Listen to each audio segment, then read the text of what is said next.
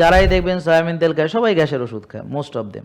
Diabetes হয় কিভাবে? বেশি খেলে, বারবার খেলে, খবিশ খেলে এবং ব্যায়াম না করলে, কায়িক শ্রম না করে, অলসতা করে, বিলাসিতা করলে, রাত জাগলে, টেনশন করলে, দুশ্চিন্তা করলে, অনিয়ম বিশৃঙ্খল জীবনযাপন করলে এবং নিজের শরীরের প্রতি কোনো যত্ন না নিলে। এই একটা কোষে ওভারলোড হওয়ার পরে 10-15 বছর সময় লাগে পুরো ডায়াবেটিস, ফুল ব্লোন ডায়াবেটিস হইতে, কারো কারো 20 বছরও সময় লাগে। একটা ডায়াবেটিস রোগীকে হুমায়ারও জানতে হবে। হুমায়ের কত থাকতে হবে সবাই বলেন? 1। টিজিএইচডিএল রেশিও থাকতে হবে 2-এর নিচে, সিআরপি থাকতে হবে 3-এর নিচে, ইনসুলিন 4-5, সুগার 5-6, ভিটামিন ডি 90 থেকে 100। এইটা যদি থাকে আপনি মোটামুটি নিরাপদ। মানুষ যেভাবে যে চলতেছে এমনিতেই রোগী হবে, উইদাউট এনি ডাউট। কেউ 30 বছরে, কেউ 40-এ, কেউ 50-এ, কেউ 60-এ, এরকম। আসসালামু আলাইকুম রহমতুল্লাহ। সবাই কেমন আছেন? আলহামদুলিল্লাহ, আমরা আল্লাহর দরবারে শুকরিয়া আদায় করি। তিনি আমাদেরকে সৃষ্টি করেছেন, এই পৃথিবীতে পাঠিয়েছেন এবং আমরা তার কাছেই ফিরে যাব। তো এই পৃথিবীতে আমরা যে কয়দিন আছি, তো আমাদের যে হার্ট দেওয়া হয়েছে, এখন দেখা গেল আমি হার্ট অ্যাটাকে মারা গেলাম, তার মানে কি হার্টটা আমাকে সার্ভিস দিতে পারলো না। মানে আমার যতদিন সার্ভিস দেওয়ার কথা, এর আগেই দেখা গেল কিডনি নষ্ট হয়ে গেল, অর্থাৎ আমি যতদিন হায়াত দিছে আল্লাহ, ততদিন কিডনি আমাকে সার্ভিস দিতে পারছে না। এর আগে দেখা গেল চোখের সমস্যা হয়ে গেল। তো এই যে আমরা যে অর্গানগুলো আল্লাহ আমাদেরকে দিয়েছেন, তিনি অনেককে দেন নাই। কেউ আছে পৃথিবীতে জন্মান্ধ, কেউ আছে পা নাই, হাত নাই, তা আমাদেরকে দিয়েছেন। তো মানুষ কোনো জিনিস যদি এমনিতেই পেয়ে যায়, তবে সেটার মূল্য সে বোঝে না। বাংলাদেশে আমরা একটা কথা প্রচলিত যে বাঙালি দাঁত থাকতে দাঁতের মর্যাদা বোঝে না। তো সুস্থ থাকতে মানুষ সুস্থতার মর্যাদা বোঝে না। এই সুস্থতা যে আল্লাহ দিয়েছেন, আপনাকে রুগী বানাইয়া পৃথিবীতে পাঠান নাই, রুগী হিসেবে পাঠান নাই, সুস্থ হিসেবে পাঠাইছেন এবং আপনি বেশ অনেকটা দিন সুস্থ ছিলেন এবং সুস্থতাকে উপভোগ করেছেন। এখন একটা রুগী বোঝে সুস্থতার দাম কি। যার বাচ্চা হয়নি সে বুঝে একটা বাচ্চার দাম। যার বিয়ে 16 বছর 18 বছর একটা বাচ্চা হয়নি, সে বাচ্চা একটা কি দরকার, প্রয়োজনীয়, গুরুত্বপূর্ণ সে বুঝতে পারে। আবার অনেক সময় দেখা যাচ্ছে বাচ্চা কেউ ডাস্টবিনের পাশেও ফেলে দেয়। এখন এই যে স্বাস্থ্য, আমরা সবার যে সুস্বাস্থ্য ছিল, আমরা অনেকে ওই স্বাস্থ্যগুলোকে নিয়ে ডাস্টবিনে ফেলে দিয়ে এখন রুগী হয়েছে। ওখান থেকে নোংরা ময়লা আবর্জনা এনে শরীরের মধ্যে ঢুকেছে। তো এটা আমরা আজকে যেহেতু এই ওরা কারেন্ট নিয়ে ফেলছে, বলছে কারেন্ট দেবে না, এখন জানি না কারেন্ট কখন আসবে। এই জন্য এয়ার কন্ডিশনগুলো বন্ধ আছে। তা আপনারা গরম অনুভব করবেন একটু পরে আরও। তা এখন গরম যদি সহ্য করতে না পারেন বললে আমরা সবাই মিলে চলে যাব। তো যতক্ষণ পারেন আপনারা সেশনটা দেখতে থাকেন। আর যারা ফেসবুকে দেখছে, ইউটিউবে দেখছে, তারা কাইন্ডলি জানাবেন সঠিকভাবে দেখতে পাচ্ছেন কিনা, সাউন্ড ঠিকভাবে শুনতে পাচ্ছেন কিনা। আর শেয়ার করতে ভুলবেন না, কারণ আপনাদের শেয়ারগুলো খুবই মূল্যবান। আপনারা রেগুলার দেখেন, লাইক দেন, কমেন্ট করেন, শেয়ার করেন, যার কারণে ভিডিওগুলো অনেকের কাছে পৌঁছায়। তো এখনও এই যে এত বছর পরেও অনেকে দেখবেন জানেই না ইনসুলিন কাকে বলে। তার মানে আমরা যে রেগুলার আলোচনাগুলো করি, এই আলোচনাগুলো আমরা সবার কাছে পৌঁছাতে পারতেছি না। আবার অনেকের কাছে পৌঁছায় কিন্তু সে এমনি স্ক্রল করে চলে যায়, সে অন্যান্য আরও ভালো ভালো জিনিস দেখে, হাস্যরস, খেলাধুলা, মানে যেখানে ফাইজলামি আছে, কিন্তু জ্ঞান অর্জন যেটা খুবই গুরুত্বপূর্ণ। তো এই যে আল্লাহ তাআলা মানুষকে শ্রেষ্ঠত্ব দিলেন, হযরত আদম আলাইহিস সালামকে তিনি কিছু বিষয়ের নাম শেখালেন। পরবর্তীতে ফেরেশতাদেরকে বললেন, এই তোমরা বলো তো এগুলো কি। তো ফেরেশতারা আসলে ওদের মানুষের মতো ওভাবে শেখার ক্ষমতা নেই। মানুষ যেমন যে কোনো জিনিস শিখতে পারে, ফেরেশতাদের জ্ঞান অর্জনের সক্ষমতা নির্দিষ্ট এবং সেগুলো প্রি ইনস্টল করা, অর্থাৎ কোনো ফেরেশতা চাইলে নতুন কিছু শিখবে এরকম যেমন সুযোগ নাই, আবার আল্লাহর আইনকে অমান্য করবে বা আদেশকে অমান্য করবে এমনও কোনো সুযোগ নাই, চাইলে গুনাহ করবে তারও কোনো সুযোগ নেই। তো তাদের আসলে কোনো সক্ষমতাই নাই গুনাহ করার, বা আল্লাহ যেটুক শিখাইছে তার বাইরে কিছু শেখার বা মনে রাখার। তো অবশ্যই নিশ্চয়ই আপনারা এটা শিওর যে যখন হজরত আদম আলাইহিস সালামকে এগুলো নাম শেখালেন, ফেরেশতারাও দেখছে যে নাম শেখাইতেছে, কিন্তু ওদের পক্ষে এগুলো মেমোরাইজ করা সম্ভব না। ওদের এই ক্যাপাসিটিই নাই। জ্ঞান অর্জন স্বাধীনভাবে করার ক্যাপাসিটি আছে আমাদের, অর্থাৎ আমরা হলাম RI সিস্টেম, রিয়েল ইন্টেলিজেন্স। আর মানুষ আরেকটা জিনিস তৈরি করছে, সেটা হলো AI, মানে আর্টিফিশিয়াল ইন্টেলিজেন্স। আর ফেরেশতাদের যে ইন্টেলিজেন্স, এগুলো এক একটা নির্দিষ্ট। পাহাড়ের ফেরেশতারা পাহাড় বিষয়ে জ্ঞান রাখে। একজন ফেরেশতা সিংহায় ফুঁক দেওয়ার জন্য দাঁড়ায় আছে, ও আর পৃথিবীর কিছু জানার তার দরকারও নেই, আর ওইটা যায় না, তার কোনো লাভও নেই। তো তার ওই সব জ্ঞানের দরকারও নেই। কি বুঝতে পারছেন? তো দোজকের ফেরেশতাদের দোজকরে কেমনে জ্বালাইতে টালাইতে হবো এগুলো জানলেই হবে, তার জান্নাতের ব্যাপারটা তার না জানলেও চলবে। জান্নাতের ফেরেশতাদের হচ্ছে মানুষের কিভাবে সেবা শুশ্রূষা করবে এগুলো জানতে হবে। তো প্রতিটা ফেরেশতা আলাদা আলাদা গুণাবলী সম্পন্ন। তো যাই হোক, ঘটনা আপনারা সবাই জানেন যে আদম আলাইহিস সালাম সবগুলো বিষয়ের নাম বললেন, ফেরেশতারা পারল না। তো তখন আদম আলাইহিস সালামকে সম্মানসূচক সেজদা দিতে বলা হলো ফেরেশতাদেরকে, তো ইবলিস দিল না। তো এখানে পার্থক্যটা হচ্ছে ফেরেশতাদের সাথে, যে মানুষ স্বাধীনভাবে জ্ঞান অর্জন করতে পারে। এই জ্ঞান অর্জন করার যে পরীক্ষা নেওয়া হলো, যে সেখানে আদম আলাইহিস সালাম 100 পেয়ে পাশ করলেন, আর ফেরেশতারা ফেল করলো। তো যার ফলে ফেরেশতাদেরকে সেজদা দিতে বলা হলো হযরত আদমকে, অর্থাৎ আমরা যে আশরাফুল মাখলুকাত, সেটা আমাদের স্বাধীনভাবে জ্ঞান অর্জন করার ক্ষমতার কারণে। এটা কি বুঝতে কোনো অসুবিধা হচ্ছে নাকি? দেখেন, মানুষকে যে আল্লাহ তাআলা আশরাফুল মাখলুকাত কেন বানিয়েছেন, কি কারণে, তার প্রধান কারণ হলো মানুষ জ্ঞান অর্জন করতে পারে স্বাধীনভাবে। এটা বুঝছেন কিনা? তো সেই জ্ঞানের আলোচনা যেখানে, সেগুলো মানুষ শোনে না, সেগুলোকে এমনি করে চলে যায়। আর হাসি রং তামাশা মত্ত থাকে, যেগুলো তার আখিরাতে কোনোই কাজে আসবে না, এমনকি নিজেকে সুস্থ করার ক্ষেত্রেও কোনো কাজে আসবে না, দুনিয়াতেও কোনো কাজে আসবে না, আখিরাতেও কোনো কাজে আসবে না। এইসব বিষয় নিয়ে মানুষ মত্ত থাকে। এখন মেসি 5টা গোল দিছে না 50টা, তা দিয়ে আপনার কি? আপনি কি 1 পয়সা পাইছেন? নাকি আখিরাতে আপনি একটা জান্নাত পাবেন এই বিনিময়ে? নাকি দুনিয়াতে আপনি 2টা ওষুধ থেকে বেরোয় আসতে পারছেন? তো এটা দিয়ে আপনার কী লাভ হয়েছে? আপনার তো কোনোই লাভ হয়নি, বরং আপনি রাত জায়গায় ফজরের নামাজ মিস করছেন, এটাই লাভ হয়েছে।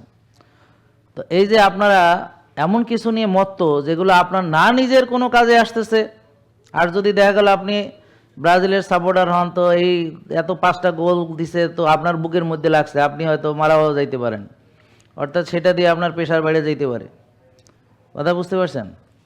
তা এখন এই যে মনে করেন যে আমরা দলাদলি করি, এখন ওই দলের লোক আমাদের চিনেও না। আপনি এদিকে মারামারি করেন, পতাকা বানান, টাকা পয়সা খরচ করে ওই যে জার্সি পরে ঘুরেন, হ্যাঁ, রাত জায়গায় খেলা দেখেন, তো আপনি তো এদেরকে বিজনেস মডিউল দাঁড়া করায় দিলেন। মানে আপনারে ব্যবহার করে তারা তো ব্যবসা করতেছে, এবং তারা মানে কোটি কোটি ডলার কামাবে। আপনি কি কামাইবেন? আপনি কামাইবেন রাত জাগে দেখে, যদি নিজের দল হারে তো খামাখা মিজাজ যাব আরও খারাপ হইয়া, প্রেশার বেড়ে যাব, তারপরে ফজরের নামাজ তো পড়বেনই না। কিছু টেনশন কামাইলেন, কিছু স্ট্রেস হইল, এই তো হইলো, কিছু কর্টিসল পাইলেন, তা এইটাতে আপনার কী লাভ হইলো? তা আমরা খেল তামাশার জন্য এই পৃথিবীতে আসি নাই। সো আমাদের রেসপন্সিবিলিটি আছে নিজের প্রতি, অবশ্যই পৃথিবীর প্রতি। তা আমরা যদি পৃথিবীকে কি দিতে পারছি এভাবে চিন্তা করি, তাহলে আমরা মনের ভিতরে প্রশান্তি অনুভব করব। আর আমি কি পেলাম এই চিন্তা করলে পরে আমি টেনশনে, দুশ্চিন্তায়, হতাশায় আমার একেবারে মনে হবে নিজের হাত নিজেই কামড়ায়, নিজের চুলটানি নিজেই ছিঁড়ি, এই হইতে পারছি, এটা হইতে পারি নাই, অমুকের এটা আছে আমার এটা নাই। তো কম্প্যারিজন তার চলবে। তো এখন এগুলোর সাথে সুস্থতার কি সম্পর্ক? দেখেন, প্রতিটা চিন্তাই কেমিক্যাল রিলিজ করে। মানে চিন্তা কখনো ফেলনা না, প্রতিটা চিন্তা খুবই গুরুত্বপূর্ণ, এবং প্রতিটা চিন্তা কেমিক্যাল রিলিজ করে। এই জন্যে টেনশন করে রাতের ঘুম হয় না, এই জন্যে টেনশনের কারণে আপনার প্রেশার বাড়ে, টেনশনের কারণে সুগার বাড়ে, টেনশনের কারণে হজম হয় না, টেনশনের কারণে হাড় ক্ষয় হয়, টেনশনের কারণে ফ্রন্টাল লোব কাজ করে না, প্যানিক হয়, টেনশনের কারণে মানুষ তার ইটিং ডিসঅর্ডার হয়, কোন খাবার তার জন্য উপকারী সে বুঝতে পারে না, এর জন্য তার ক্ষুধা লাগে, হ্যাঁ, রাত্রে জায়গায় সে ভিন্ন ভিন্ন খাবার। তো অ্যাকচুয়ালি চিন্তা একটা কেমিক্যাল রিলিজ করে সবসময়, আপনার প্রতিটা চিন্তাই কেমিক্যাল রিলিজ করে, প্রতিটা চিন্তা কেমিক্যাল রিলিজ করে। মানে চিন্তাগুলো হাওয়ার মধ্যে ভাসে না, চিন্তাগুলো হচ্ছে আপনার কেমিক্যাল রিয়াকশন। এই জন্যে এই যে শয়তান হচ্ছে বড় কেমিস্ট, মানে আলকেমির ভিতরে ও হলো সবচেয়ে বড় কেমিস্ট। সে এক্স্যাক্টলি এমন কম্বিনেশন অফ কেমিক্যালস তৈরি করে যেখানে তার ভিতরে হতাশা দিতে হলে কি কি কেমিক্যাল রিলিজ করতে হবে, স্ট্রেস দিতে হলে কোন কোন কেমিক্যাল রিলিজ করতে হবে, এটা টোটাল ইকুয়েশন তার কাছে আছে। এক্স্যাক্টলি আপনার ভিতরে সে ওইভাবে কেমিস্ট্রিটা তৈরি করে এবং আপনি হতাশাগ্রস্ত হন, আপনি স্ট্রেসড হন, আপনি ওভার এক্সাইটেড হন, বুঝলেন, এবং নিজের জন্য সঠিক ভালো সিদ্ধান্ত কোনটা সেটা বুঝতে পারেন না। তো এই জন্য আপনি নিজের সময় এর যে মূল্য সে নিজে দিতে পারেন না। তা আপনারা যারা আজকে এই যে ফেসবুক ইউটিউবে দেখছেন, এখানে শুধুই যে আপনি দেখছেন ব্যাপারটা তা না, এটা রঙ্গ তামাশা না, এটাতে আপনি অনেক জ্ঞান অর্জন করতে পারবেন। কি, এই যে স্ট্রেসের কারণে কর্টিসল রিলিজ হয় এটা জানলেন, ভালোবাসায় অক্সিটোসিন রিলিজ হয় এটা জানলেন, ব্যায়াম করলে ব্রেন ডিরাইভড নিউরোটপিক ফ্যাক্টর রিলিজ হয় এক্সারসাইজ করলে, এমনকি এক্সারসাইজ মনে মনে ভাবলেও হয়। গবেষণায় দেখা গেছে 13% muscle you can build without any exercise, মানে ভেবে মাথায় কল্পনা করে, you can build your muscle just thinking about that. মানে আপনি চিন্তা করবেন, আপনি ওয়েট লিফটিং করছেন, আপনি এটা করছেন ওটা করছেন, সো বারবার করবেন, সো ব্রেন থেকে ওই আপনার নিউরোকেমিস্ট্রিগুলো রিলিজ হবে যেগুলো মাসেল বিল্ডিংয়ে সাহায্য করবে। কারণ আপনি চিন্তায় যদি ঘুম নষ্ট করতে পারেন, চিন্তা করে যদি মাসেল ক্ষয় হয়ে যেতে পারে, তাহলে আর এক ধরনের চিন্তা সেটাকে গঠনও করতে পারে। আবার আরেকটা চিন্তা আপনাকে ভালো ঘুমও দিতে পারে, আরেকটা চিন্তা আপনাকে ভালোবাসাও দিতে পারে, আনন্দ দিতে পারে, ফুর্তি দিতে পারে। যদি সেই চিন্তা আপনাকে রাগ, ক্ষোভ, হিংসা, বিদ্বেষ দেয়, তাহলে আরেকটা চিন্তা সেটা আপনার মনে প্রশান্তিও দিতে পারে। যারাই দেখবেন সয়াবিন তেল খায়, সবাই গ্যাসের ওষুধ খায়, মোস্ট অফ দেম, সবারই সমস্যা। কিন্তু আমরা কি খাই গ্যাসের ওষুধ? না, আমরা সয়াবিন খাই না, আমাদের লাগে না। তো গ্যাসের ওষুধ যারা ছাড়তে পেরেছেন হাত তুলেন, যারা আগে খেতেন, যারা ছাড়তে পেরেছেন। তা আমাদের নিয়ম যারা ফলো করে তাদের এটা লাগে না। ডায়াবেটিস হয় কিভাবে? বেশি খেলে, বারবার খেলে, খবিশ খেলে, এবং ব্যায়াম না করলে, কায়িক শ্রম না করে, অলসতা করে, বিলাসিতা করলে, রাত জাগলে, টেনশন করলে, দুশ্চিন্তা করলে, অনিয়ম বিশৃঙ্খল জীবনযাপন করলে এবং নিজের শরীরের প্রতি কোনো যত্ন না নিলে। এই তা আমরা দেখে জমি ফেলে রাখলে আগাছা এমনিতেই জন্মায়, জমি ফেলে রাখেন আগাছা জন্মাবে। তো মানুষ যেভাবে যে চলতেছে এমনিতেই রোগী হবে, উইদাউট এনি ডাউট। কেউ 30 বছরে, কেউ 40-এ, কেউ 50-এ, কেউ 60-এ, এরকম মানুষ রোগী হয়। তো আপনারা নিশ্চয়ই সবাই সুস্থ ছিলেন একসময়, নাকি? পরে রোগী হয়েছেন। খেয়াল করেন, একসময় আপনারা খুব সুন্দর দৌড়াদৌড়ি করছেন, খেলাধুলা করছেন, কেউ ক্রিকেট খেলছে, কেউ ফুটবল খেলছে, ঠিক কিছু না কিছু করছে, তার অ্যাক্টিভিটি ছিল। তো এখন তারা বিয়ে টিয়ে করছে, চাকরি বাকরি করছে, এখন হ্যাঁ মৃত। তাহলে জীবিত আর বিবাহিত, নাকি? পুরুষ জাতি হলো কি? জীবিত আর বিবাহিত। তো এখন বিবাহিত মানে মৃত। হ্যাঁ, আর এখন ব্যায়ামের দরকার নেই, হ্যাঁ এখন খেলাধুলার দরকার নেই, হ্যাঁ এখন কুলুর বলদ হয়েছে, হ্যাঁ এখন ঘানি টানে, হ্যাঁ এখন মহাবলদ হয়েছে, ঘাড়ে লাঙ্গল দিয়ে টানে এখন, হ্যাঁ হ্যাঁ আর পিঠে বোঝা। তা বেশিরভাগ পুরুষ এখন মাথায় ব্যথা কেন? তার পিঠে বোঝা। হ্যাঁ ঘুমায় না কেন? হ্যাঁ বোঝা। বোঝেন নাই কথা? তাই কি করে? হ্যাঁ সারাদিন পরিশ্রম করে আর বাড়ির যে বোর্ড ধাতানি খায়, তারপরে টেনশন করে, রাত জাগে, এইগুলা এই হলো এর কাম। এই তোমার এইটা না, সারাদিন অবজেকশন শুনে, অফিসে গেলে বসে অবজেকশন দেয়, বাসায় গেলে বই অবজেকশন দেয়, কদিন পর বাচ্চারা অবজেকশন দেয়।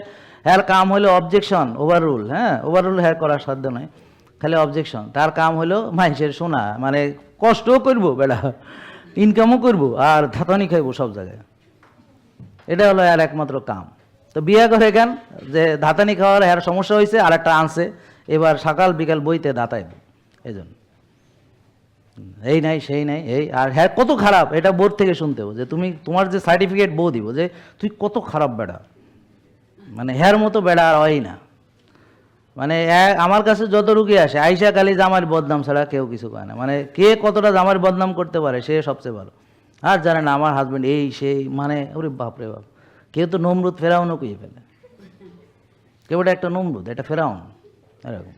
কিন্তু হ্যাঁ কিন্তু সংসার করতেই আছে, এমন না যে ডিভোর্স দিয়ে বলে এই ফেরাউনের লগে হ্যাঁ সংসার করে, হ্যাঁ আসি আর যাক। তো এখন এই যে আমাদের এই ডায়াবেটিস মানে হলো রক্তের চিনি বেশি, সহজ আর সোজাভাবে বুঝেন, এত বেকা তাড়ার দরকার নেই, এই জটিলতা বাদ দেন, বাদ দিয়ে ডায়াবেটিস মানে রক্তের চিনি বেশি, বুঝছেন কিনা দেখেন, কে বুঝে নাই? সবাই বুঝছেন? সত্যি তো, হ্যাঁ। তাহলে এখন চিনি বেশি কেন হইলো? কারণ চিনিটা কোষে ঢুকবে, কোষে কোনো জায়গা নেই, চোখ কোষ ব্লক হয়ে কোষে জায়গা নেই, দ্যাটস অল, শেষ, ব্যাস, আর কিচ্ছু লাগবে না। তাহলে ডায়াবেটিসের চিকিৎসা কোষ খালি করতে হবে, সবসময় কলসি ভরা, কলসি খালি করতে হবে, নাকি বুঝেন নাই? এটাই ব্যাস, এটা হলো ফান্ডামেন্টাল। তাহলে কলসি খালি কেমনে করে? তাহলে খাওয়া কমাইতে হবে, রোজা বাড়াইতে হবে, ব্যায়াম বাড়াইতে হবে, ভালো ঘুমাইতে হবে, মানসিক প্রশান্তির চর্চা করতে হবে, আর 5 ওয়াক্ত নামাজ মসজিদে যে জামাতে পড়তে হবে পুরুষদের, আর মহিলার আউয়াল ওক্তে নামাজ পড়বে, আর ওই জোহরের নামাজ আসরে নিয়ে যাবে না। তাহলে ডায়াবেটিস রোগী সে উঠবে ভোরে, ডায়াবেটিস রোগী সে ঘুমাবে এসার পরে, এবং ডায়াবেটিস না থাকলেও আমি সুস্থ মানুষ, আমারও তাই করতে হবে, আমিও তাই করি। এই ফজরের নামাজ জামাতে পড়ছি, তারপরে কি জিম করলাম, রোদে গেলাম, তারপর জ্যাকুজি করলাম, বরফ থেরাপি করলাম, সো অল ডান। মানে আমার যে রিচুয়াল, মানে এগুলো রিচুয়াল, এটা হলো কেন? কারণ আমি সুস্থ থাকার জন্যে মানে এগুলো করতেছি, তার মানে আমি নামাজ পড়তে চাই যতদিন জীবিত আছি, মানে আমি ইবাদত করার জন্য সুস্থ থাকতে চাই, আমি এই জ্ঞান ছড়ানোর জন্য সুস্থ থাকতে চাই। তা আমি নিজে রুগী হইলে তো আমার রুগীরা এসে বলবে হ্যাঁ তো বড় রুগী, আরে কি একটা কোষে ওভারলোড হওয়ার পরে 10-15 বছর সময় লাগে পুরো ডায়াবেটিস, ফুল ব্লোন ডায়াবেটিস হইতে, কারো কারো 20 বছরও সময় লাগে।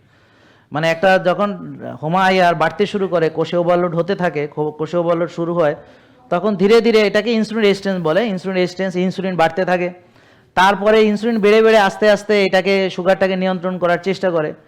তো এরপরে ফাইনালি যখন তার ডায়াবেটিস হয়, দেখা গেল যে এই যে হোমায়ার বাড়া, ইনসুলিন বাড়া, এখান থেকে ডায়াবেটিস হতে 15-20 বছর সময় লাগে, 10-15 বছর সময় লাগে, এক একটা একরকম আর কি, কেউ বলে 15 থেকে 20, কেউ বলে 10 থেকে 15, এরকম। তো এটা এখন এই রেঞ্জটার কারণ হলো যার অনিয়ম যত বেশি তার তাড়াতাড়ি হবে। এখন যেমন আমি 11 বছরের বাচ্চা টাইপ 2 ডায়াবেটিস পেয়েছি, তাহলে ওর তো আর এত বছর লাগেনি, ও তো ডায়াবেটিস হয়ে গেছে অল্প বয়সে। তারপরে 35 বছরের একজন হার্ট অ্যাটাক করে মরে গেল আমার চোখের সামনে, স্ট্রোক করে মারা গেল 36 বছরের একজন। ডায়াবেটিস মানে হলো কোষে ওভারলোড। তাহলে কোষ খালি করব জম্মের খাওয়া খাইয়া না, কোষ খালি করব না খেয়ে থেকে, রোজা রেখে, ব্যায়াম করে, তারপর আমরা আর্লি ঘুমাবো, ভোরে উঠবো, নিয়ম মানবো, সব সুন্দর বিশৃঙ্খল জীবন থেকে শৃঙ্খলায় ফিরে আসবো। এই আর যদি কেউ ডায়াবেটিস নাই আমার মতো, সে যদি এইভাবেই চলে নিয়ম মেনে, তাহলে হতেও পারবে না জীবনেও কোনোদিন ডায়াবেটিস। কি বুঝতে পারছেন? তো এখন আমরা যা বক্তৃতা দিলাম, এই বক্তৃতা শেষ। এখন দেখেন আপনি বুঝবেন কিভাবে যে আপনার কোষে ওভারলোড আছে। তো হোমায়ার যদি বেশি থাকে বুঝবেন আপনার কোষে ওভারলোড আছে, এটা 2 এর বেশি থাকলে বুঝবেন আপনার কোষে ওভারলোড আছে, এটা যদি 1 থাকে তাহলে ইনশাল্লাহ আপনি ভালো। কিভাবে বুঝবেন? আপনার যদি দেখেন যে ইনসুলিন বেশি, তাহলে কোষে ওভারলোড আছে, আর যদি দেখেন ইনসুলিন সুগার দুইটাই বেশি, তাহলে তো আপনি শিওর আপনার টাইপ 2 ডায়াবেটিস। তো এই জন্য আপনাকে একটা ডায়াবেটিস রোগীকে হোমায়ারও জানতে হবে। হোমায়ার কত থাকতে হবে সবাই বলেন? 1। টিজিএইচডি রেশিও থাকতে হবে 2 এর নিচে, সিআরপি থাকতে হবে 3 এর নিচে, ইনসুলিন 4-5, সুগার 5-6, ভিটামিন ডি 90 থেকে 100, এইটা যদি থাকে আপনি মোটামুটি নিরাপদ।